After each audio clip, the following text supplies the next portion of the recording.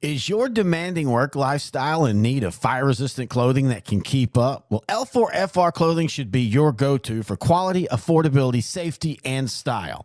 L4FR was founded by a third-generation oil field worker who is also a veteran. Thus, this company has a deep appreciation for reliability and longevity, all while we provide first-rate customer service. Our durable apparel will serve you well for many years to come, whether you're working on a pipeline, a lineman climbing utility poles, or in any other environment requiring fire-resistant apparel. L4FR has you covered. Our apparel is tough enough to resist hazardous conditions while still providing high comfort and style. L4FR provides clothing options to ensure your safety and comfort, whether you're on the job or not. To view our complete inventory of flame-resistant garments, please visit our online store at l4frclothing.com or give us a call at 817-757-4935. Si habla español. Struggling with mobility, chronic pain, work, or sports injury? At Azalea Orthopedics, our team of highly trained physicians specialize in complete orthopedic care, pain management, sports medicine, physical medicine, and rehabilitation. If you've sustained a bone or joint injury, have mobility or movement problems, struggle with pain, contact Azalea Orthopedics. We're conveniently located across East Texas, serving 18 counties. When visiting your doctor, urgent care, or hospital, you have a choice. Demand Azalea. At Azalea Orthopedics, your health is our priority.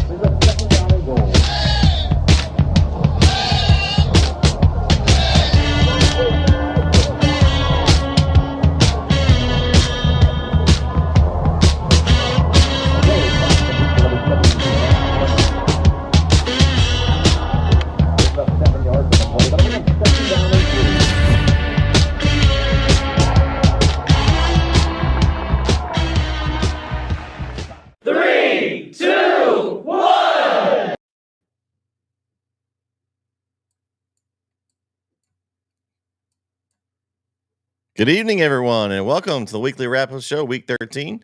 It's your boy, Brett Swinney, here alongside me tonight. It's Mr. Red Zone himself. Red Zone season's over, but he's still Mr. Red Zone. What's up, Kyle Owens? What's up, man? How are you?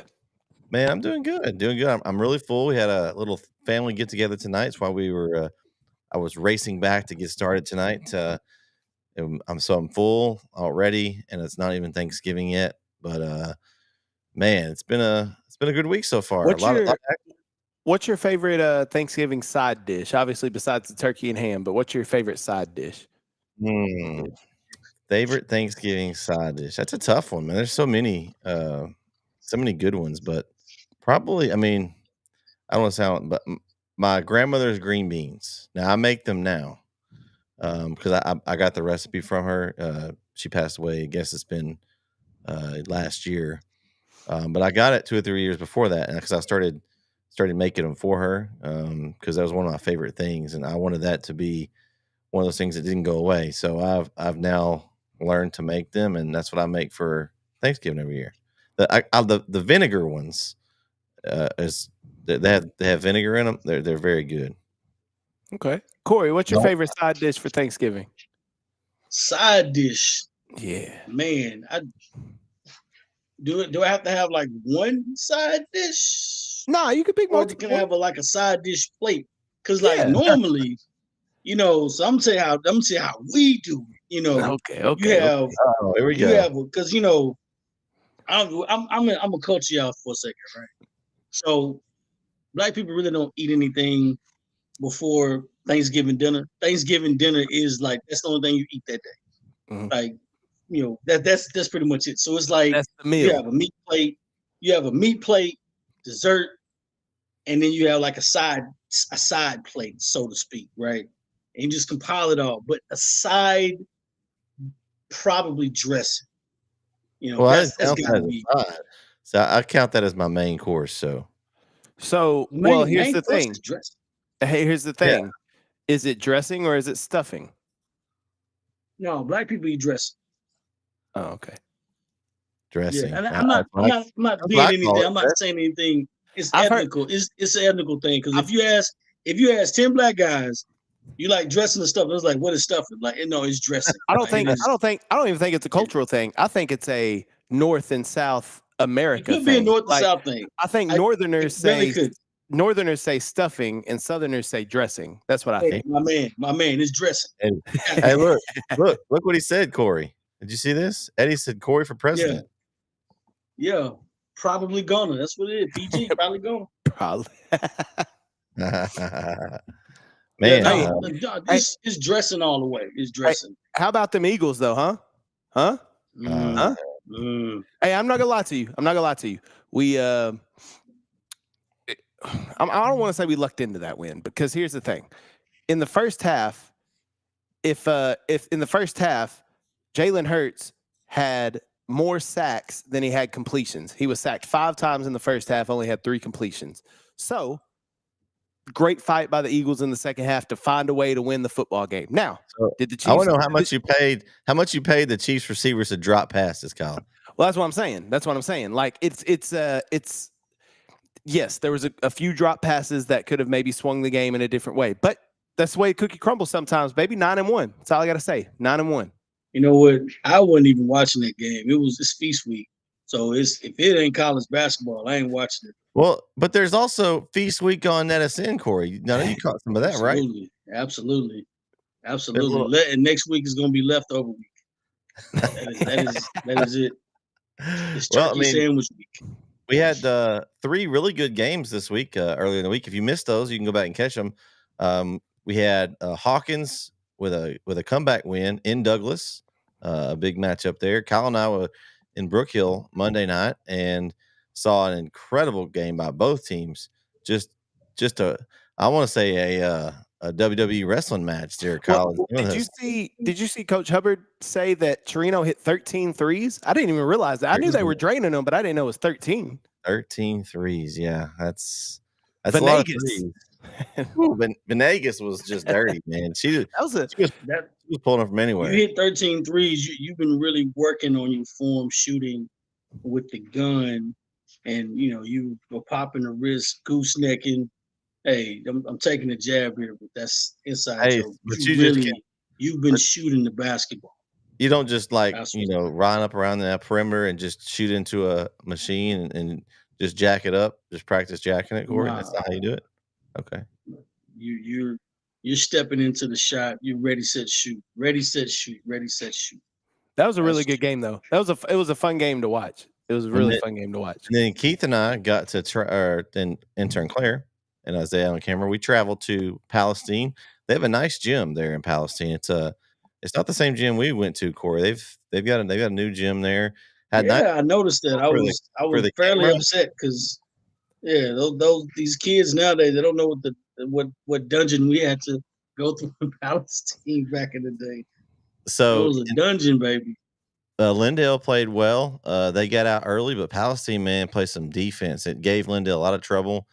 They were able to come back, and Lindale was able to pull away at the end, but got to see Marley Keith in action. Probably, if you ask her, probably wasn't her best game, but she did lead the team in scoring, and at the end, she had the ball in her hands and was able to seal the win off. But all the games were close. And so, it was a really good week of basketball. And of course, we will talk about where we'll be coming up at football, because this is not just feast week for basketball this week. We got a lot of football, but we got last week's to talk about. Yeah, last week's picks. Last week's picks to talk about, fellas. And how'd you guys do in your pick'ems last week? I went 7-3. I didn't do terrible. I'm okay with that. I'm okay with a 7-3. The ones I missed are I missed the Lindell one. I picked Lindell. I went with a homer pick. My gut was telling me take Iowa Colony, but my heart said take Lindell, so I took Lindell. Same thing with the Van Aubrey game. I took Van. And then the other one I missed was the Tatum Whitney game. That one threw me for a loop. So yeah, I went 6-4 myself. Kyle. I struggled as well. Corey, what'd you get this week? I was 4-6. Oof. Some surprises. I know I picked Aubrey, but so I was good on that one. But Lindell, no, I didn't get that one. I was going for Lindell. Winners for the week, guys. We have one of them in the chat. I know one of them will be at my house later. Drew Swinney and Eddie Hagelman were the two winners of the week with 9-1.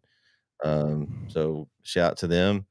Man, the standings though, when we're getting down to the end, and it's getting close to the top. Jamar is closed the gap. Now Jason hit 100. He's got 102. Jamar is right behind him at 99. And in third place is some Drew Swinney guy. I don't know. He's just up there. And there's a bunch of us at 95. Eddie's there with me, and some others. But it's coming down to the end, and hey, I'm happy. I'm 95-35 overall for the year. I feel like that's a pretty good percentage. So it's not bad. This last week was really tough. Let's talk about those games. How about it, fellas? Let's talk first is game 1. It was Thursday night game. Seems like these games were so long ago, but Gilmer escapes with a 41-38 win over Sunnyvale. Man, I was really surprised how much Sunnyvale stayed in. Now, we did find out some interesting information that Adrian Peterson's brother played for Sunnyvale, which I didn't know before the game. He's a sophomore, and I saw some highlights, and he's pretty good. Yeah, I think he got hurt in that game too, and had to come out for a few plays, but able to. Is Kyle still doing picks? Eddie, I just told you what I did. I just told you what I went. Come on, man. Anyway, from what I understand, Sunnyvale Peterson got hurt a little bit in that game and came out, but that's when Gilmer kind of pulled away, and then Sunnyvale was starting to come back once Peterson came back in. But yeah, he had 2 touchdowns, only 190 yards through the air, but he had 157 on the ground and 3 touchdowns. So yeah, he kind of took over the game, it seems like. Yeah, I watched some. I watched some of that game, and I thought Gilmer was gonna run away with it for a minute. And Sunnyvale, obviously, they had some highlight plays and came back. But I was very surprised with Sunnyvale. Connor is asking is he's a southpaw. Yes, he's a lefty. The brother is. He's a southpaw, right paw. He is a tiger. Whatever they are, that's exactly what he is. Corey, you said you watched some of the game. Did you listen to the commentary? Yes, I did. I was not too impressed with the commentary. Not at all. Those Gilmer guys they might be a little bit of a homer. I don't know, just a little bit. They are very much. I'm not taking a jab at them. I definitely get it and I understand it. After a while, it's like, hey, you're not perfect. All right, you make mistakes. Come on. You can't get every call. I got this. Yep. Vince is here with us. How's it going, sir? There he is. Can you hear me? Yeah, you're good, man. I can hear you. Okay. Hey, so we're talking about Sunnyvale and Gilmer, Vince, and how close it was. Did you catch any of this game or see any of the stats on it? I didn't, but I had some friends updating me on it throughout the night. I mean, honestly, Gilmer is still Gilmer, but you got to remember something. These teams that they're playing, like, even though you may be the paper may rate you, you know, like they may write you off pretty much, like, oh, you're not beating Gilmer. That stuff drives a lot of teams, you know, and people don't want to go home, you know, obviously. I got my music on here. Let me turn that down. Yeah, so you know, like obviously what I feel like you probably witnessed was a team fighting for survival, which that's what the playoffs should be, obviously. So I don't think it's a scratch against Gilmer at all. You got to survive these moments because people are not going to want to go home. Some of the best, unless you're Carthage, you in trouble. So, or PG, I'll say that. Carthage or PG, you in trouble. What's up, Eddie? Eddie said he couldn't hear you this morning, Vince. I guess he was listening to this guy. I guess he's referring to. Yeah, I know what he's talking about. What is he referring to? Yeah, he don't want to hear no truth. I'm sorry, PG. I'm sorry, but y'all got y'all work cut out for y'all. Y'all got a Goliath this week, so. Oh man, lots of undefeated teams this week. 7 undefeated in 482. Wow, that's a lot of teams left. Mm-hmm. Somebody put that one bet next to their name. Mm-hmm. Yeah, it's gonna happen. Yeah, it's gonna happen this week. Watch. Yeah, you can't. Only one of those teams is going to end up that way. Eddie says he's going to get to see you Friday, Kyle. That's not necessarily true. Oh, I'll be on the field, so I don't know. I don't know where you'll be, Eddie. I don't know where you'll be. You can't see me. Yeah, I slide in and slide out. Aaron says y'all know spin the block. Yeah. So, he said he's gonna be on the field too. Okay. He said, wow, Eddie got credentials. Eddie got credentials now. He said, "Nah, I'm established." I can't. Carter's come with the smoke. Okay. I meant to say I'll be in the press box. I'm sorry. I meant to say I'll be in the press box, not on the field. So I'm gonna see you there too. Yeah, well, I'll be there too. Wherever you go, I go. Hey, yeah. You gonna see me? Yeah. In other words, he looking for you, KO. He looking for you. Yeah. And he's like, "Oh, was that Carthage? That's what that is. PG? Oh, Carthage, you gonna see me? Yeah, you gonna see me. Yeah. Look, see. Eddie want the smoke. I'm gonna hang out on the Carthage side with Aaron over there. Aaron Franks. Me and Aaron Franks gonna hang out on the Carthage side. Aaron said, Eddie said ain't no place safe.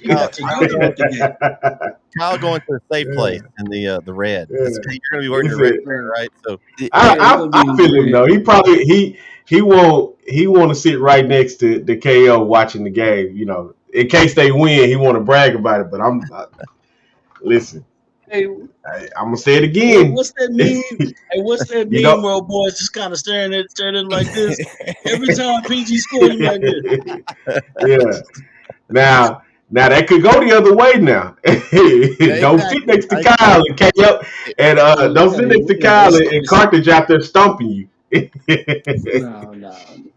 So, a game that Vince and I were at last Thursday is game 2, as Garrison pulled away from Beckville very impressively for a 42-28 win. Vince, I was really impressed with Jacoby Williams individually. He just didn't have enough help there. Garrison just has they have a lot of dudes. Man, it's just they've got so many. Their line is big. They wear you down. Yeah, they're just big. I mean, they got talent too. Let's be honest. They got some talent on the team too. What was the tailback's name? I can't remember, Brett. For Garrison. Garrison, you had Amari and Raspberry or JD Black? Raspberry. The two Yeah, man. Black. I was thinking about Black, but yeah, Raspberry as well. But they got talent. But their biggest, I think, what separated them from Beckville was, their stamina. They were, Beckville wasn't significantly smaller than them, but they were small enough to where you could kind of tell, like, you're going to be wrestling with them all night. And by the end of this game, you're going to be exhausted because they're just big. They're just huge, especially up front. And honestly, I feel like that was pretty much a lot of the difference. Now, I would have liked to seen Beckville have another go-to guy. It seemed like they were trying to hit. I can't remember that receiver's name, but he dropped a couple of passes there in the beginning, and there at the end, I think they went to him once or twice more, and I don't think it just worked out the way they wanted it to. But they were just missing somebody to backdoor Jacoby Williams, and they just didn't have that, and so he put it on his back alone, which I think in any other circumstances would have been great. They'd have walked out with a win, but against Garrison, it just wasn't enough. When I saw, because I hadn't put my eyes on Garrison all year. Of course, I seen some Beckville highlights. I think Beckville just kind of said, what, we're gonna put it in our best playmakers' hands, and whatever happens, happens. And we're gonna ride him. We're gonna ride him to the Iron Horse. And Garrison just had Mm-hmm. man. They won the trenches. You know what I'm saying? In the playoff, man, you gotta win the trenches first, inside out. That's how you win the They game. ran the football. They controlled the clock, ran the football.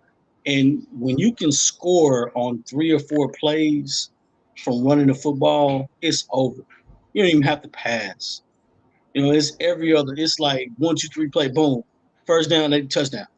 And these are big, explosive run plays. That's demoralizing after a while because if they really wanted to, they can control the clock. And if they're up by Yeah. 7, if they're up by 14 points, 10 points, whatever, we can run the football all day up the middle, and we can get 4 or 5 yards every single play, and you're not going to get the ball back. Mm-hmm. And Garrison just dominated the line of scrimmage. That was a tell of the tape, and that was a game pretty much. But I feel bad for Beckville because they just ran into an unstoppable force in Garrison, and they just kept switching out backs like it was nothing. And Yeah. man, Garrison's impressive. Yeah, Garrison's a good football team, and with Raspberry and Black in the backfield, they have the capability to win any game. And as big as they are up front, they can overpower you. And by the fourth quarter, it reminds me on Monday night watching Isaiah Pacheco run for the Chiefs. That dude runs like a bat out of hell. I would not get in front of him for nothing. And so by the fourth quarter, you keep giving it to him, that defense is going to have that same mentality. Like, oh, listen, I'm not trying to hit this man anymore. He is running through me. So I think Garrison has that same capability where they can just wear you down. And by the fourth quarter, that's kind of what we saw against Beckville. Is the fourth quarter, Garrison kind of started to wear Beckville down. Beckville's a really good football team, but that region is ridiculously hard. So it doesn't get any easier for Garrison this week, but good win for the Garrison Bulldogs. I'm excited for their matchup this week. Yeah, it will be a good one. Can you imagine if Kansas City had Katie Hunt still? Like, as big as a back as he is, can you imagine? Because he's going to run 20, 25 times. That's ooh. But anyway, All right. That's the our first two were the only Thursday games. To kind of just go over the other ones we had Pleasant Grove 63-10 over Caddo Mills on Thursday night. Newton all over New Boston 69-7.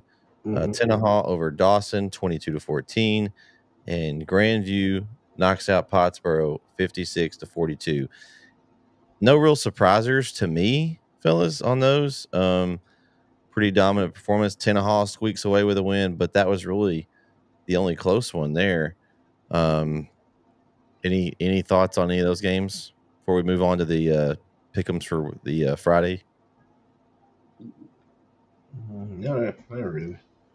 They what they are. Okay. All right. we'll move on to game 3. Lindale and Iowa Colony. Man, I missed this one, fellas. I was watching the game from the press box. We had some screens up, kind of just keeping out a bunch of games, and Lindale was up 14-0. I was like, man, all right, I feel good about this. You know, they're going to just grind them out, right? Wrong. The rest of the game was 45-8 Iowa Colony, and they got the win. Man, I was talking to Terry today. We were talking a little bit about Iowa Colony and what they have on offense. Their quarterback is a freshman. His name is Carson White. He's thrown for 1,300 yards this year. They've got 2,000 total. They've switched in 2 guys at QB, but they're pretty balanced. A balanced attack. They have about 2,300, almost 2,400 yards rushing on the year and 2,000 yards passing. So they were able to balance attack, and I'm just guessing that just wore down Lindale's defense, and they couldn't get back in. I did see that there was a lot of passing. So Lindale, when Lindale has to try to pass the ball, that's not the greatest strength of the Lindale Eagles, and I'm sure Kyle will echo that. That's their game, is to give Clint Thurman to rock and to try to wear people down with that big offensive line. But when they got behind, that puts them behind the 8 ball, and they had to use the backup plan, which was throwing. It didn't work out too well for them. But I was a little surprised. I mean, obviously I picked Lindale, but I thought this game would be closer. I thought even if Iowa Colony won, it would be maybe a 1-score game, but they put it to them pretty good. Well, honestly, Brett, you already said it. Like, when they have to throw the football, that's when they run into some trouble. And when you playing from behind, obviously you got to throw the football to get out of that, to get ahead at times. So I can see how, if that was the situation they found themselves in, they just kept getting further and further and further behind, because they would have to continue to throw the ball in order to get out of the hole that they're in, and so that just leads to more drives without them finishing with a score on the board. What is really shocking is that they didn't start from behind. They started up 14. So I don't know what changed for Iowa Colony defensively to where they were able to jump ahead of them. That's kind of interesting to me. That actually makes me a little nervous for Chapel Hill, like, because I didn't get a chance to watch the game myself, so I don't know what changed there. But you what changed, Corey? Oh, the big play. You can't stop a team that scores on 1 or 2 plays. Oh, one play is 65-yard touchdown. Another play is 45-yard touchdown. Is that how it started for him? Now Lindale's gonna pass the football. But Iowa Colony has like 47 interceptions for the year. But even then, what I'm saying is that being up 14 at the half, right? Even if they came out and scored, you still actually was tied up. No, it was tied up at the half. It was 14-14 at the half. It was 14-14 at the half. Oh, okay. I got some bad information on that one. Somebody told me that they was up 14 at the half. Mm-hmm. But at one point it was 14-0, right? Yes. All right. So what I'm saying is that you would have to make 2 stops and score on both stops just to tie the game up, right? So I'm wondering what happened, what changed defensively for Iowa Colony that they were able to stop Lindale, especially if Lindale went up 2 scores early, then they're doing what they want to do at that point. So what did Iowa Colony do to slow that down? What did they do to stop that completely? Because honestly, now I think about it, they only got 1 more score after that. So clearly Iowa Colony figured out something, and I don't think it started with the passing. If they were up 14 on them. So, and this is their strategy. So when you score on offense, that changes your defensive strategy a little bit. Now you don't have to play any desperation. You can calm down a little bit on defense, especially if now that you've tied the game. Okay, now momentum is shifted a little bit. Let me rephrase that. I'm not going to change everything that I do. I'm going to still keep the same intensity, but now we can play a different way. We can take a lot more chances. Do you? Maybe feel like a little bit more? Do you feel like Iowa Colony was just better, and just so happened Lindale were able to get those two scores early on them? Because Iowa again, Colony what is a I'm talking better. about ain't an offensive change. What I'm talking about, clearly something changed defensively for Iowa Colony after going down 14, and they only gave them one more score throughout the entire game. It was turnover. I think he threw like 2 or 3 picks. I was watching the game. He threw a pick, and then I think Yeah. Clint Thurman fumbled the football, and so Mm. Iowa Colony had a couple of takeaways. So Yeah. that changes momentum completely. Yeah. So they were able to. If they They done that. stepped up and they answered the call pretty much. Four Yeah, interceptions for Iowa Colony against Lindale. Mm. yeah. Mm. So they dominated, and I think it's one fumble recovery. It may have been a fumble recovery. I can remember, I don't but see no fumbles they. for 4 interceptions. So that was a pick instead of him fumbling. It was a pick. So like I said before, that the skill possession they dominated that. I thought Lindale overall was a better football team. If you get my Mm-hmm. drift, you know what I'm saying. They were more Okay. experienced. They've been there long because you only been playing 2 years. 1 year you won 5 games. Next year you're 12 and 11 and so obviously Mm-hmm. Lindale's been here before. A lot of those guys played in the state championship game, and a few of those guys possibly did. So they've been in the playoffs. They've had long runs before, so this is nothing new. Iowa Colonies is a young team. They don't even know what they're doing yet, and that's the fear of it.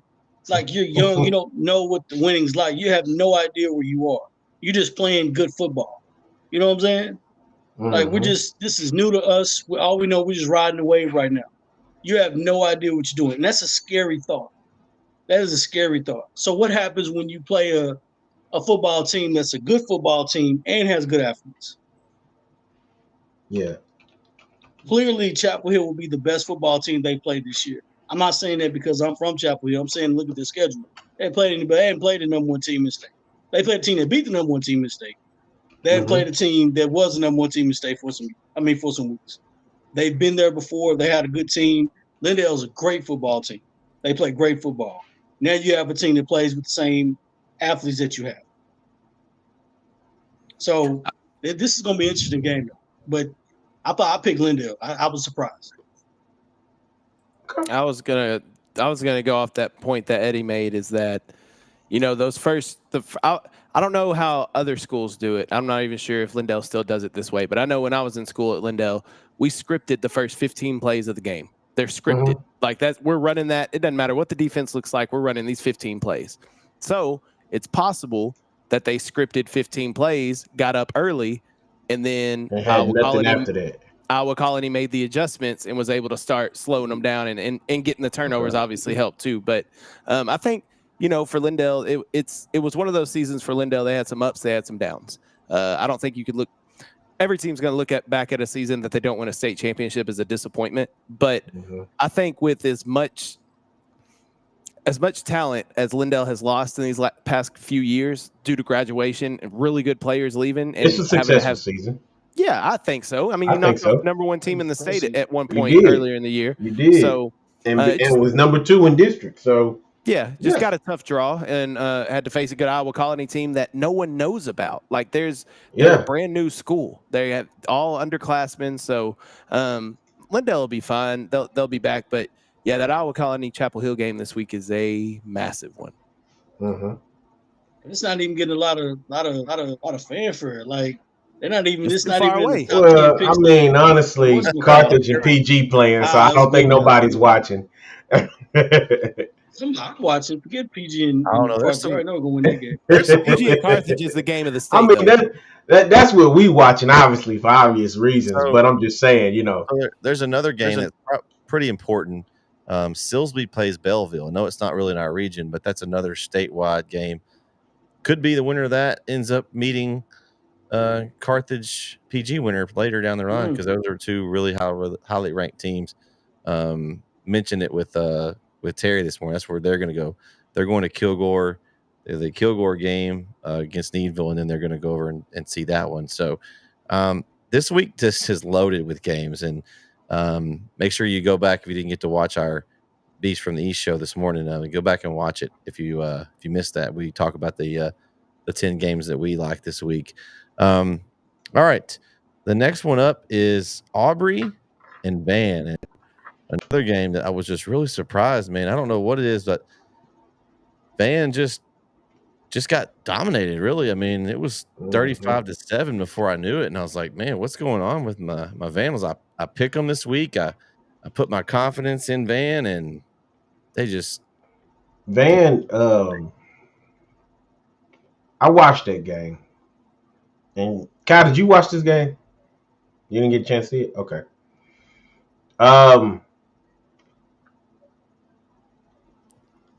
What does it say? When I talk, the sound messed up. Oh, he's messing with me still. Okay.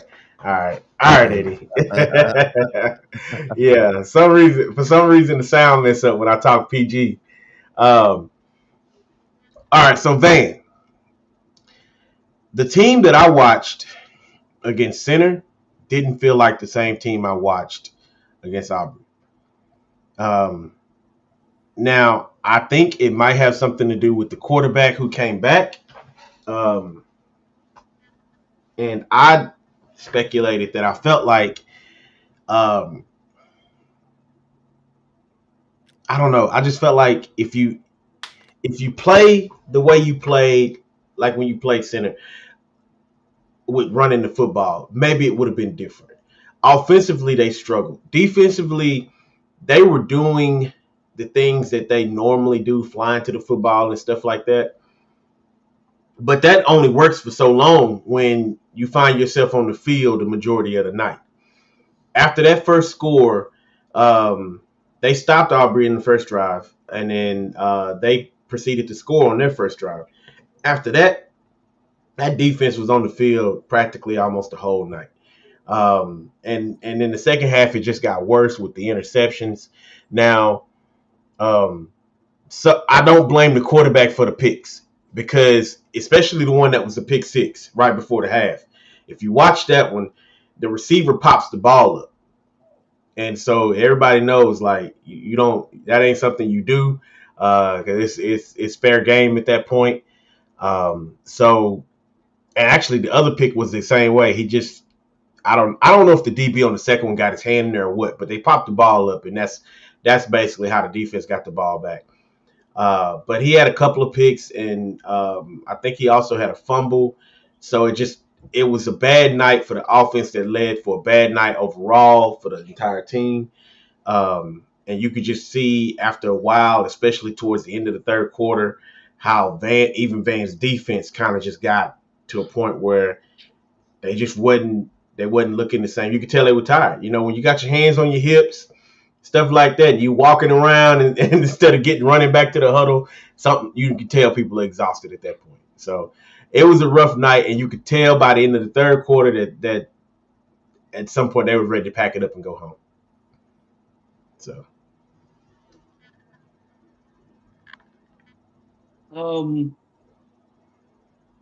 I picked Aubrey, and that was the reason why I picked Aubrey. It's going for X-Man, shout out to them, and they're still playing football. I don't know what happened to Van, man. They ended the season on a low note, and then they win the playoffs and played pretty well. And then just what happened? I'm just curious about. It just felt like they just stopped playing. I don't know what was going on. I don't know if somebody was more hurt than they led on to be, or what. And their defense was just not it. So I'm curious what happened. I hate that season ended like that, because we had a lot of high hopes for them. yeah, But I feel bad. I think they lost honestly, 3 games total. So yeah, that's rough. yeah, I think 3. Shout out to Aubrey too. Yeah, I didn't really get a chance to say it. They did after that first drive, and obviously it's the beginning of the game, but people get shocked when you get stopped, you go 3 and out on a drive, and then the first play from scrimmage, first or second play, the opposing team scores like a 50 or 60 yard touchdown. That right there is signs for a bad night. But Aubrey didn't crack at all. They just stayed the course and did their thing, and eventually, the scores just started pouring in. So shout out to them. They're moving on to the next level. So they did what they had to do, obviously. I just hate that Van's Van's run ended the way it did end. That's all. Like Corey I'm said. sorry, Van lost 4. They lost 4 games. Yeah. Well, remember we've talked before about how I've talked before about how teams coming out of a big game, there can always be a letdown that following week. And I think, unfortunately, I think what happened for Van is that big win over Center where nobody really expected them to win. I think maybe after that, then they got kind of tossed around by Carthage a little bit. Then we saw that loss to Bullard at the end of the year, and we were all kind of scratching our heads like, what is going on with Van? Then came out and won the bi-district game pretty handily, and then play a tough Aubrey team and lose to them. I think they just lost steam at the end of the year. I think think that maybe some injuries throughout the year caught up with them, and just they just ran out of gas, I think is what happened with Van. Coach Moffitt will have those boys back ready to go next year. And they'll make a run. They'll be a contender again. I mean, you can't count Van out. So good season for the Van Vandals, and looking forward to see what they can do next year. And Aubrey, yeah, I don't know. Who is it? X-Man over there, Corey? X-Man? Yeah. Well, I guess I'm going for Xavier Aubrey. McCoy. I guess I'm going for Aubrey now then. So even though I did pick Gilmer to beat them, so. We talk about that one just the barely win theory is in effect, baby. Here we go. Here we go. And that's a good point that Conrad made. That's a good point. The offensive line was the strength of Van. That's how they were able to control the clock against Center. And so Van losing a lot of offensive linemen is going to be a big loss. But I have full faith in Coach Moffitt that he'll get the boys ready for next year. We'll find some more big uglies somewhere, right? Absolutely. Van's got a lot of them. That's not a shot at Van. That's not a shot at Van. Wow. That's not a shot at Van. I'm saying a Lindale guy. That was a Lindale guy. Listen. What did I tell you a couple of weeks ago? Van, listen, they big, they ugly. What I was saying, they what mean. I'm saying is they got a lot of big country fed boys over in Van. They so do. They should be able to really replace the hog mollies pretty easily. Pretty Okay. easily. All right. Glad we clarified that, Kyle. Yeah, we want you to have good relationships with most of those schools out there. We don't want to, make anybody angry. Most of them I do. There's a couple. That's what I said. Most. But you can't have. Not everybody's going to happy. be. You're not going to have a fan in everyone. Look at Eddie. I mean, Eddie's not a fan of me. Eddie ain't a fan of nobody against PG. Any of those Texarkana schools you talk bad about it, Eddie said, nope, Yeah. I'm putting you on the list. Well, I've got another team that you like to talk about next in Game 5 is Hominy with the win over Arp. Yeah. So I got to see them in person as Arp took the L 48-21 to Harmony, and so that was the first time I got to see them in person, and I was very impressed. Man, just the Boston Seahorn effect on the offense, just ran with perfection. I mean, they were pretty much unstoppable. He was running behind his big boys up front. They have a big offensive line as well. Harmony does. And then just tosses it up to Jenkins, and he just, casually catches the ball, no problem. I was really impressed. Art fought. They just couldn't get the ball to Bork. Bork was guarded by Seahorn most of the game. They took him out. The last score, which I was glad they finally got it going. Harmony had pulled a lot of starters out, and Bork had like 3 or 4 catches on one drive, and you just saw, and that was telling to me because he was able to get loose and he took them down the field and they scored. Seahorn had him locked up and they couldn't get the ball to him, and Arp just couldn't. Their offense just couldn't go anywhere. Harmony's got a lot of size, just had more size than Arp, and they couldn't get that run up the middle going. And just Arp had a lot of trouble moving the ball for most of the night. And I was just very impressed. That was the first time I got to see Harmony in person. And now they have their hands full next week with Newton, but they were very impressive this week to me. Kyle, I'm a Harmony fan now. I've seen them in person now. Not that I disliked Harmony, but now that I've seen, it's kind of, it makes it a little easier to. Now I can go in and say I'm gonna pick them to win. Now you see what I'm talking about. Mm-hmm. Yeah, put a name with a face. Yeah. Harmony, same thing they did last year in the playoffs. They were impressive in the playoffs last year. And I would argue, if you go back and look, fortunately last year I was able to call, I want to say, every one of their playoff games. But last year they were winning close games in the playoffs. This year they're kind of winning handily in these first couple playoff games, which is kind of different than what they did last year. I think the biggest difference when you look at it is the ability that Harmony has to throw the football now. In years past, Harmony has been a predominantly running team. They are that 3 yards and a cloud of dust. When Coach Russell was at Harmony, who's now the head coach at Grace, it was run, which it worked for Harmony. They had success, didn't have success in the playoffs, but they had very good regular seasons. Now with Coach Jenkins coming here and bringing his son along with him, Tyson Jenkins, now Boston's being able to air it out a little bit. You still got Will Young out there that can catch some passes too out of the slot. But Tyson, to me, has been the difference maker for this Harmony team. Last year, he had a decent regular season, but he really came on and made some huge catches in the playoffs last year. And then this year, last Friday night, like also a 3-tutty game in the second round of the playoffs for Tyson Jenkins, a one-handed grab that you can see on NETSN. But yeah, I think Tyson's been the biggest difference. And like you said, the offensive line is wearing people down. Like we talked about with Garrison, same thing with Harmony. They can, it is hard to hang with Harmony for 4 quarters because they just wear you down. And that's kind of what they've been doing this year. Going to be a really tough test against Newton. They beat Newton last year. And Harmony's got pretty much the exact same team coming back this year. So that would tell me that Harmony should be able to win this week. But you can never take anything for granted in the playoffs. But very excited for this Harmony Eagle football team to see what they can do. But shout out to ARP. Very good season this year for the ARP Tigers. No one really expected them to make it to the second round of the playoffs, and they did. So they got a lot to build on, and they'll come back hungry next year. Okay. Michigan go. I'll go. No, go ahead. Had to give my thing up here. Schmink dog. You know, it was a great season. I was going for you guys.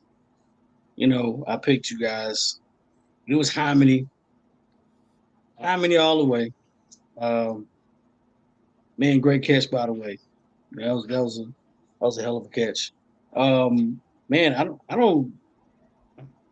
You know, I'm anxious to see how far Harmony goes. I'm interested to see what's going on with this. They play Newton. Newton is not going to forget. You know, what they did last year to him. So I'm anxious to see how this goes. But Harmony's playing great. They're playing some good football right now. You want to wait to the last part of the season or the last few weeks to start peaking at the right moment.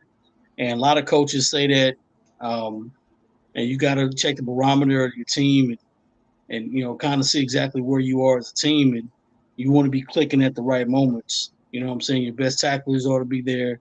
Your playmakers ought to be in tune. Everything should be relaxed. There's no, you're not going over everything at this point. You're done coaching at this point. Now it's just game plan, execute. Mm-hmm. You know, so whoever's going to execute the best is going to win. And man, they're playing well right now. So let's see what Harmony's going to do this week. All right, Vince, you got anything on this one? Nah, y'all said it all. I agree with you. Shout out to Coach Mickey. Great season for the ARP Tigers. They do lose the quarterback Frank Smith, but they've got several key pieces, including Zane Bork's only a sophomore. So they'll have a lot coming back, and we'll be sure we'll be covering at least a game or two of them next year. So they'll have some things to kind of shoot for now. They've made the playoffs now, and they know what it's like, and I'm sure they'll want to get back there. So you know, yeah. You'll be talking about them next season. Game 6, West Rusk and New Diana.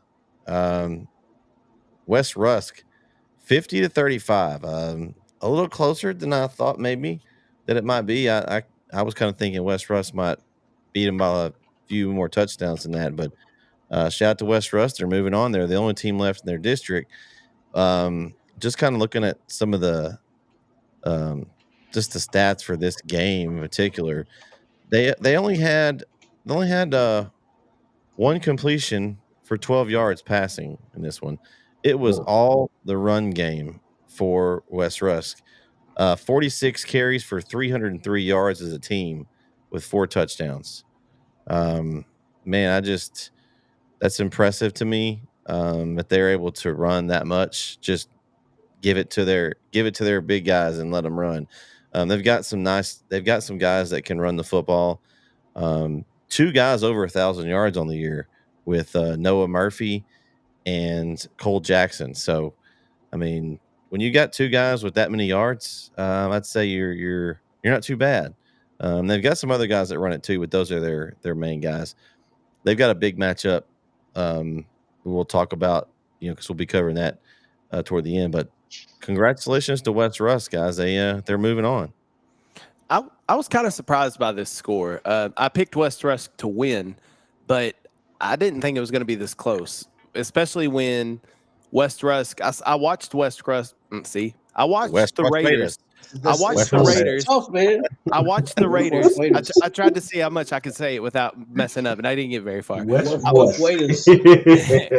able to watch the Raiders play Troop earlier this year, where they held Troop to only 9 points. So for them to give up 35 to New Diana just seems something a little off there. But the run game, I'm not surprised by. West Rusk has a very good run game with the people you just mentioned. You can add Ty Harper to that mix too. He can run the football. He's a good running back. He also plays a little receiver as well. I really like West Rusk's team. I think they have a very good team. They're balanced. They don't throw the ball a lot, but if you suck in and load the box with 8 or 9 players, they'll pop one over the top real quick because they have enough speed to go over the top. So it should be a very interesting matchup this week with Dangerfield. But not surprised that the Raiders won. Just surprised that they gave up as many points as they did. I mean, West Rusk is going on to the next round. So one thing I'll say, them running the football as much as they did, me personally, I'm always a little leery of that because you don't want to get into a situation where you're one dimensional, because you could end up getting beat by somebody who's not as good as you, who just knows how to stop that thing that you're good at doing. But that being said, you did it, and you did it well. You dropped 50 on them. So I don't know a whole lot about New Diana, but I saw some tape and I was impressed by what I saw by New Diana at the quarterback play. Even a little bit defensively too. So I feel like West Rusk, they're dangerous at this point. I don't know. This was a good win. This was a really, really good win. I don't know if most people thought that they should have just blew out New Diana, but what I saw from New Diana, I mean, they look like a tough team to beat. Like, I honestly feel like if they didn't have to play West Rusk, they'd be going on to the next round the way they played in that game. So shout out to West Rusk. They did what they had to do, obviously.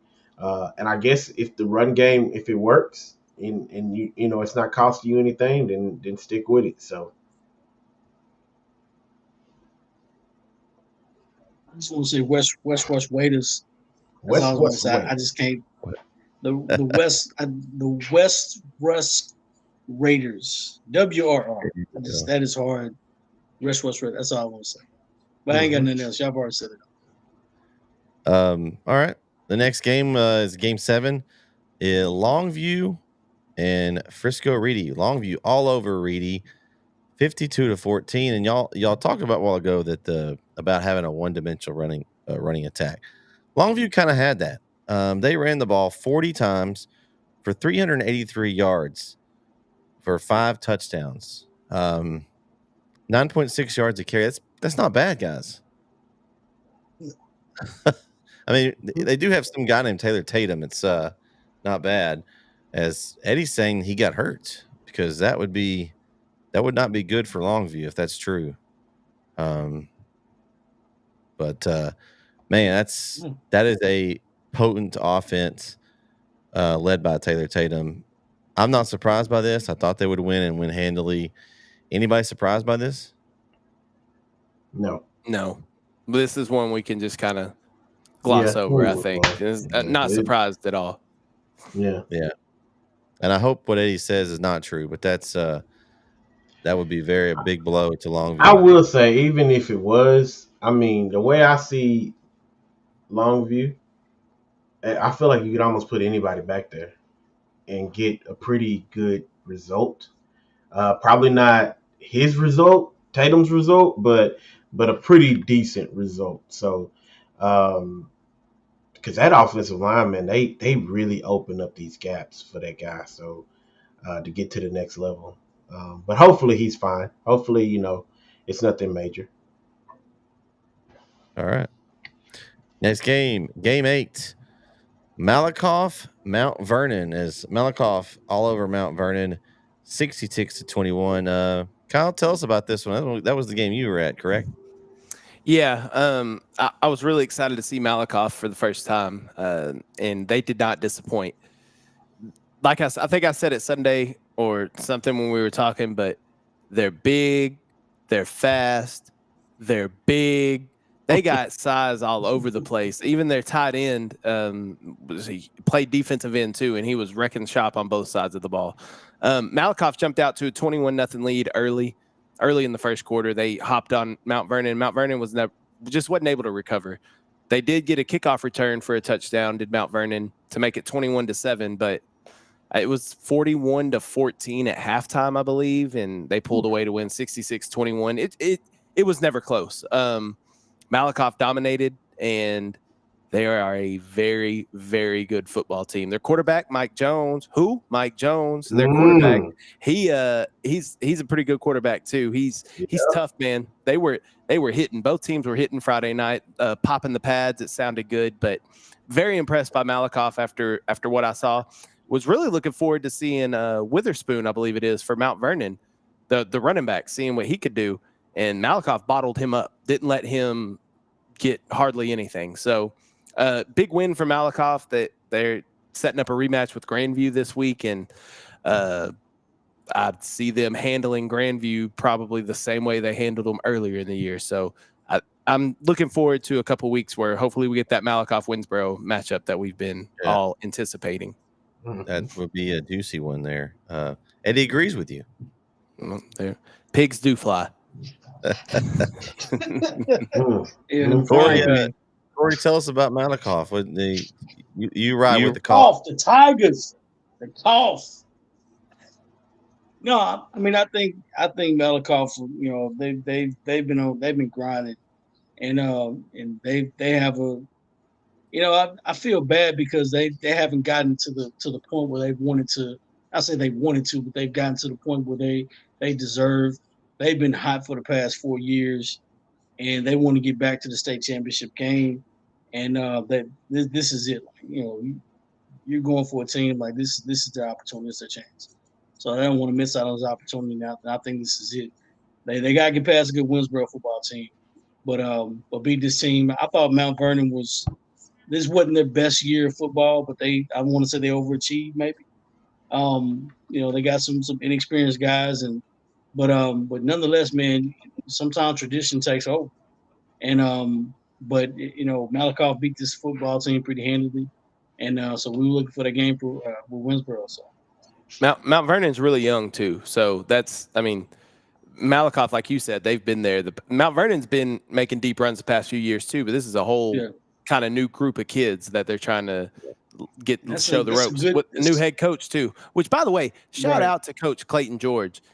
I've been able to do access with Red Zone mostly all season. There's some coaches that didn't want it, but mostly all season. But we got to do access, got to be in the Mount Vernon locker room before the game last week.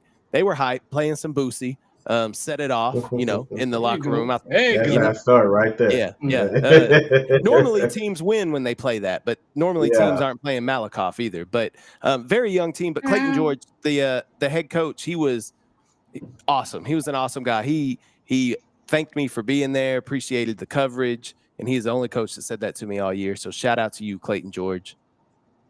All right.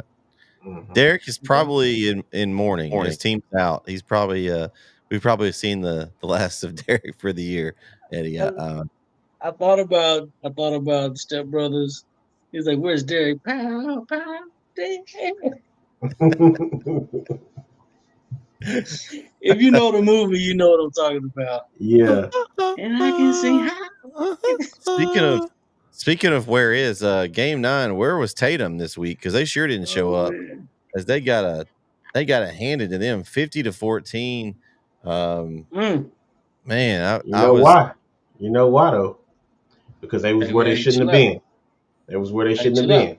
been. Hey, I'm telling it like it is, Yeah. man. I've been waiting on this all year. I'm gonna tell it like it is. They was where they shouldn't have Hey, been. man, chill out. where Hey. should they not be? Hey, they should have been at home already. It should have been in basketball. There you go. That's real disrespectful. I'm playing. I'm Let them sorry, play Tatum. basketball. I'm sorry. Mm. I'm sorry, guys. I'm Man. just being me tonight. No, they I don't know what happened really, to be honest with you. They kind of had a good stride going for a little while. And I mean, I didn't see the game, so I don't know if there was like an injury or what, but it definitely didn't look like their typical game. So I don't know, Brett. You may have more insight on exactly what happened out there, but it just So wasn't it wasn't their game. It wasn't their night. I'm trying to pull up the stats here, and they don't really have a whole lot listed, so I don't really know exactly what happened, but it looks like they got hit in the mouth to me. I mean, we know that how good of Tatum has been this year. It's kind of been a interesting. They've had some weird, like the last week they lost Atlanta. You know, how good was Atlanta? We thought they were pretty good, but then Man, it was we didn't think they good. were Tatum good. So I don't know. It's been kind of an up and down season for Tatum, honestly. I just thought that the tough schedule that they played early would benefit them going to the playoffs, and they just they didn't have it. So nice year for Tatum. You know, the Eagles will be round balling it pretty soon. You'll see them as Coach Carr will have them pressing and fouling everybody from Dallas to Shreveport, basically. Mhm. Why you gotta be Mm. foul? What? They do Now foul. that's disrespectful. Now Carr, that's, They play an aggressive. now They that's play an disrespectful. aggressive style. Now it'll be interesting to see how this new rule affects them. They get 5 fouls quickly, and they'll be having to shoot another team to the free throw line. So, you know, Listen, hold on. I'm not gonna disrespect Coach. First of all, I'm a fan of your style. You do whatever works for you. I'm just saying That's that just me. Tatum in general I fouls. know. They foul you so much the ref can't call everything, and then it's a strategy. I'm just saying. Wow, the disrespect. Hey, Brett, if they play games with the refereeing crew that we had Monday night, they won't foul out. there won't be a foul at all. Yeah. There may be fights though. Yeah, there may be won't foul at fights. all. Yeah. Oh man, I like the physicality.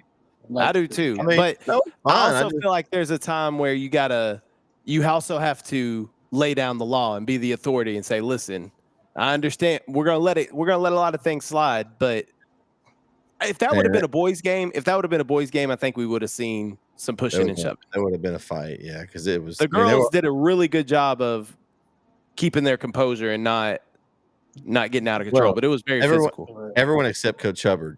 That's true. He was not happy. No, he was not. I'm sure when he got to go back and watch us call the game, I'm sure it was. I'm surprised we haven't heard anything from him about it. Yeah, he's been quiet. I'll talk to him about it on Friday. All right, game 10. Man, this game did not go anywhere where I thought it would. And I thought this would at least be a matchup, but Dangerfield just spanks Hooks 33-6. I've been looking forward to this all week. Kyle, you got something for us tonight. You got something for the Hooks contingent, I think. Hey, Hooks, listen, I'm talking to the Hooks fans here. Not you, Eddie. You're a Pleasant Grove fan. I'm talking to, I believe it's Chris Bates is the Hooks guy. Calling the name. that. Y'all did this last year. Y'all did this to me last year. Y'all were all hot and heavy in the chat, and then once you got bounced from the playoffs by Hominy, y'all left the chat quickly. It said Hooks has left the chat on the little screen. And I don't see you again here tonight. So here's my thing, man. You got to support your team through the good and the bad, all right? You got to support them whether they win or they lose. You got to be here for them. You see, I would wear this Eagles garb whether the Eagles lost Monday night or not, but they won. We're winners. Same thing, Dangerfield Tigers. They're winners. You know the history that Dangerfield has. Go back, for the young Hooks players here, go back and look at the 1980s. In the Dangerfield Tigers of the 80s. Not just the 80s. Look at the early 2000s. They were winning state championships, baby. This is a dominant team in the Dangerfield Tigers. You ran up against the Buzzsaw Hooks. It's okay. It's the big fan of Keyshawn Walls. Big fan of Keyshawn Walls over there in Hooks. I think he's going to have an outstanding career at college. But listen, man, sometimes you run up against a Buzzsaw. That 92 you put up on Edgewood don't mean jack nothing now. You put up 6 against Dangerfield. But I'm disrespectful. Listen to KO here now. You played a real defense last Friday in the Dangerfield Tigers, and it just Aaron Hampton, Bubba Hampton, and Chase Johnson. Dangerfield was the better football team. But here's my thing though. I need Hooks fans to stay consistent. Don't just be here for the good times. Stay through the whole season with us. Come on now. Eddie, did you hear that? I got nothing. Eddie, did you hear that? So Eddie, listen. I'm gonna make this very clear. I need to hear from you after Friday. I don't need you to disappear for 5 months.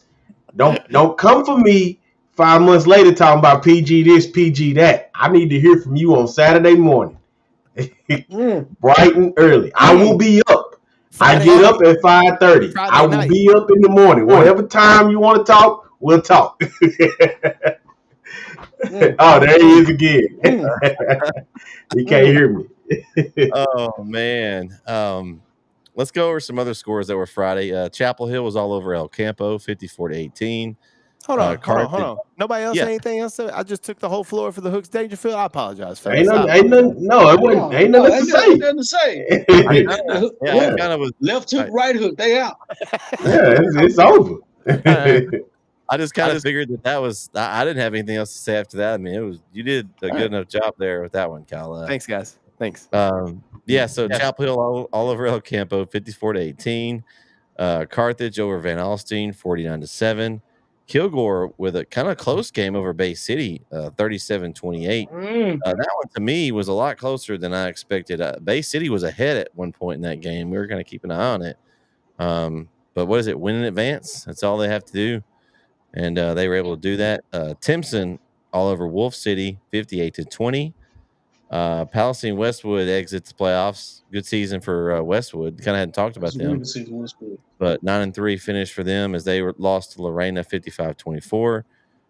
Texas High escapes with a field goal win over Mansville Summit 17-14. Marshall season ends at 6-6. A good season for the Marshall Mavericks. They're out. They lost to Midlothian Heritage 21-14. Overton season comes to an end. Shout out to Overton, guys. I mean, we talked about that a lot, but the Overton Mustangs, great season. They're going to end at 10-2, 10 wins. Last year they have 10-2. Last year they had 2 wins in the season. So shout out to them. They fall to perennial power Mart 66-14. Cooper all over Shelbyville 69-28. Lovelady continues to roll 42-7 over Hico. And let's see. Winsboro all over Teague 73-28. And then Honeygrove squeaks by Centerville 40-36. Any of those games stick out to you guys that you want to mention? I mean, the Kilgore one doesn't really surprise me just because when you have to travel as much, I think that I know, Corey, we talked about this earlier today. I know you said travel don't mean nothing. I understand, but it does. I think it does influence the team a little bit where maybe you come out and you start a little slower than normal, and then that game can all of a sudden be closer than you anticipated it being. But like you said, win in advance. These teams that won, they found a way to win. I do want to give a shout out to Overton too, because that's first year head coach Scotty Lamance that used to be over at Union Grove. and now he's the head coach at Overton. And in 1 year, turned that program all the way around, complete 180. So shout out to him. And I'm really excited about this 2A Division I Region 3 with Cooper, Garrison, Timpson, and Honeygrove as the Final Four in that region. You're not going to have a bad matchup in the regional final, no matter who makes it. Nah. Timpson and Garrison or Timpson and Cooper, you're going to have a really good. Yes, I'm counting Honeygrove out. Sorry, but I think it's going to be.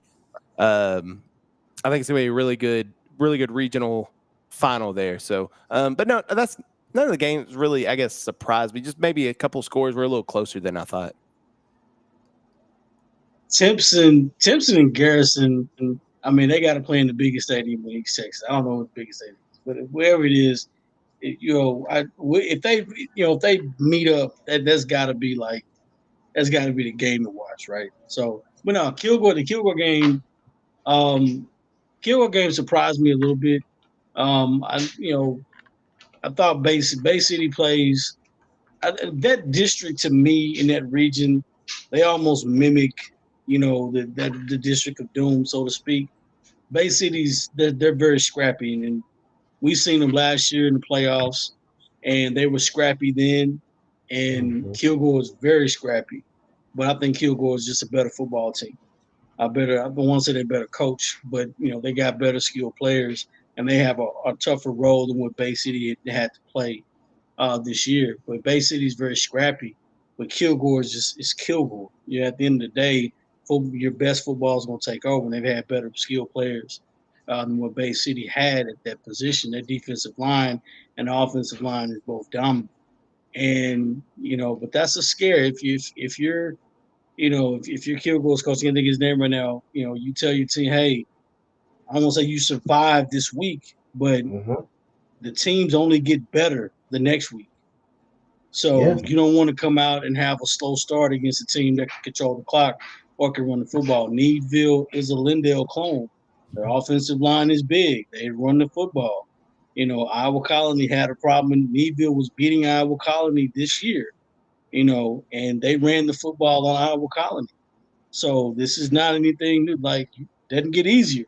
So if you're Kilgore, you have to buckle up your chin strap and go out and play another game. It's going to be tough. So you don't want to go down against that team. But, I know Kilgore is probably one of the best teams in this region, probably the best team in the state at Class 4A. They're that good, and we've seen them at their peak. So, that's a game I thought that was a little weird. But other than that, I don't think there's any other surprises for me. Yeah, no real surprises. Corey hit the nail on the head with the whole, you survived. That's the name of the game at this point. You got to survive each week. So do not underestimate your team, your opponent, because that's how you're gonna see those upsets. That's what that's where they start, is when you underestimate an opponent and you think you come out there, you playing the way Corey says it, lackadaisical. Did I say it right, Corey? Lackadaisical? Oh yeah. Yeah, all right. So you come out, you play lackadaisical, and you got people who just roll on you. And once the ball starts rolling, it don't stop. So they survived. They got a Needville now. I don't know too much about Needville, but I know you better not take them lightly. And that's not just for Kilgore. That's for anybody. Chapel Hill, anybody left in playoffs at this point. Gilmer. You don't want to take these teams lightly. So just to give you something there, Vince, Needville's tailback, Deshaun Burton, has 2,347 yards on the season. 35 touchdowns. He's a really good tailback. He was putting on the show. I watched the Iowa College Needville game. He was putting on the show. That's all I'm gonna say. Okay. He was putting on the show. So they're gonna have to stop him. They can do that, then they've got a good chance. Guys, where are you guys gonna be this week? Kyle? After Thursday. Nowhere? Me first? Okay. Yeah, Friday tomorrow I'm gonna be at my parents' house for Thanksgiving. We're gonna have some good food over there. Watch the football over there. Then Friday we'll be in Pine Tree at Shine Tree Stadium, Pirate Stadium, for the matchup of the state of Texas. Pleasant Grove, Carthage should be a very good game there. And then that evening, I'll head over to Hallsville to get some highlights for the West Rusk Dangerfield game. So a couple good games on Friday. I'm looking forward to it. Awesome. Yeah. Corey, are you coming out? What are you doing, Corey? What's Corey doing this week? Well, what I'm doing? I have You no don't know? idea what I'm doing. I know what I'm doing Tuesday. I don't know what I'm doing the rest of this week. I have no idea. Mhm. I'm trying to get. Okay. I know what I'm doing. I'm getting my voice right. I'm gonna give me some lemon, some peppermint, and mash it up all together. Make sure I got my Dickie B voice. Give me some hot toddy tea. I was about to say, drink Get you a hot ready to go. toddy. Make some notes.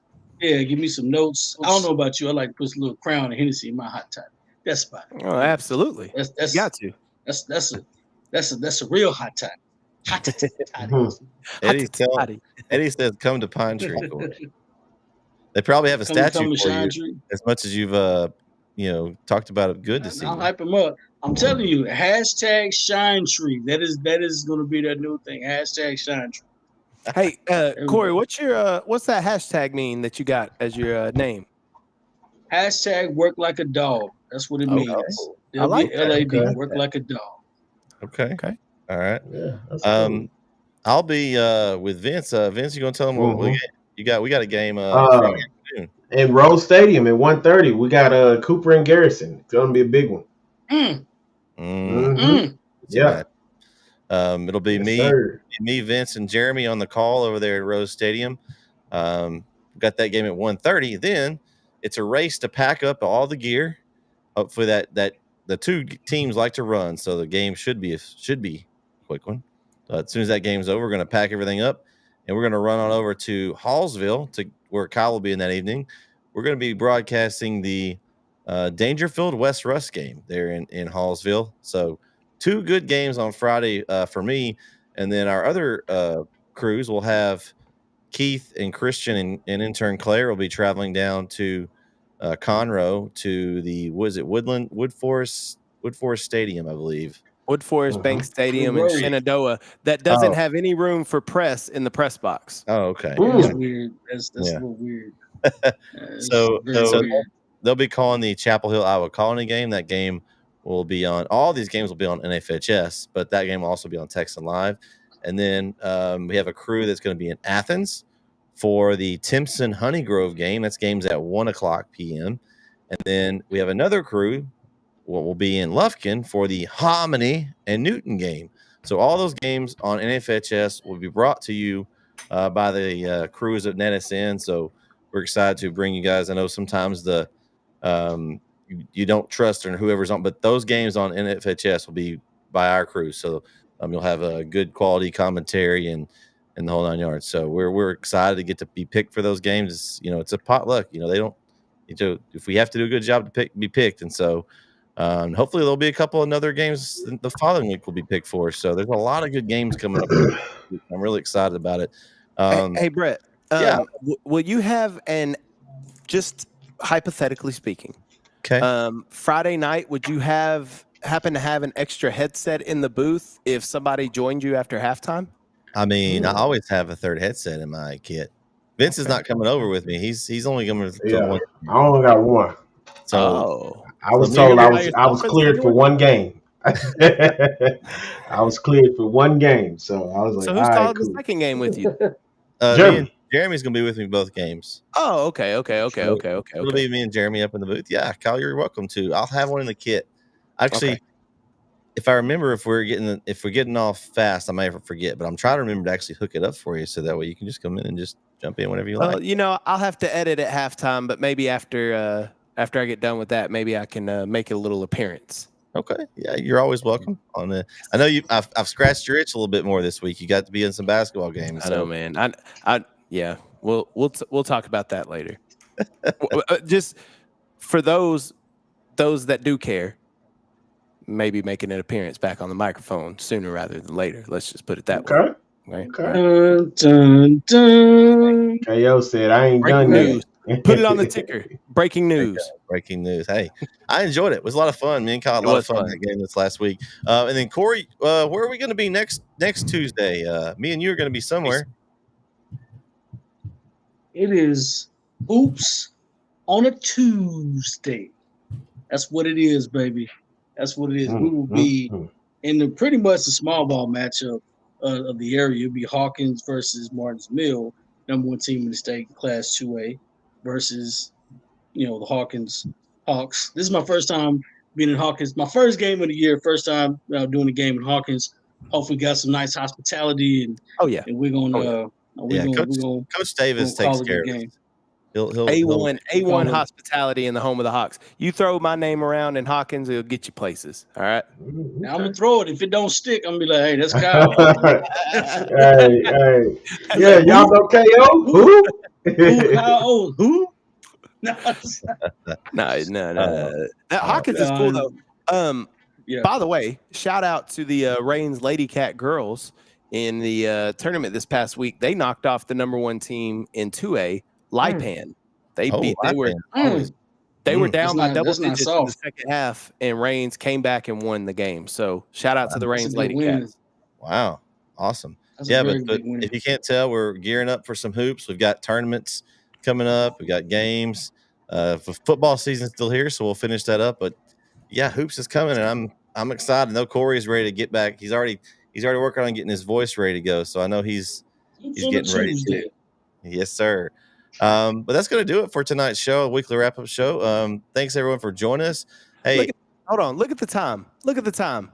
Huh? We're out of here before 10 o'clock. Let's go. Yeah, man. Good job, fellas. Hey, and it was a lot of fun. We had a lot of fun tonight. It was the original, the OG4 tonight. It was a lot of fun. But yeah, everyone watching, thanks for tuning in. Even Derek that came in late. He did show up. Derek, you missed our talk about Mount Vernon, but anyway. But for everyone here, we'd like to wish everyone out there from NETSN a happy Thanksgiving. It's a lot of fun with your family. Enjoy that time. It's food, family, fellowship, all that good stuff. But then Friday, tune in. If you're not going to a game, hopefully you're going to a game.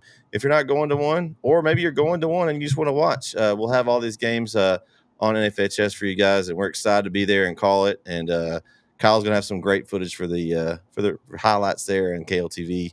So we're all going to be out at games.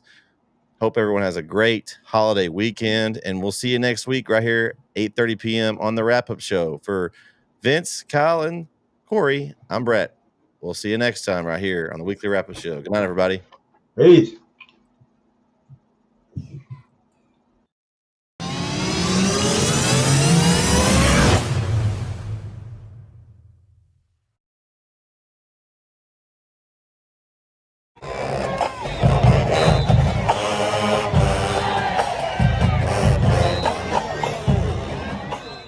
Is your demanding work lifestyle in need of fire-resistant clothing that can keep up? Well, L4FR clothing should be your go-to for quality, affordability, safety, and style.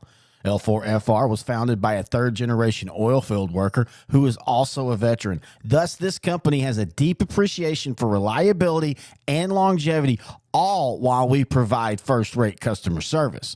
Our durable apparel will serve you well for many years to come, whether you're working on a pipeline, a lineman climbing utility poles, or in any other environment requiring fire-resistant apparel. L4FR has you covered.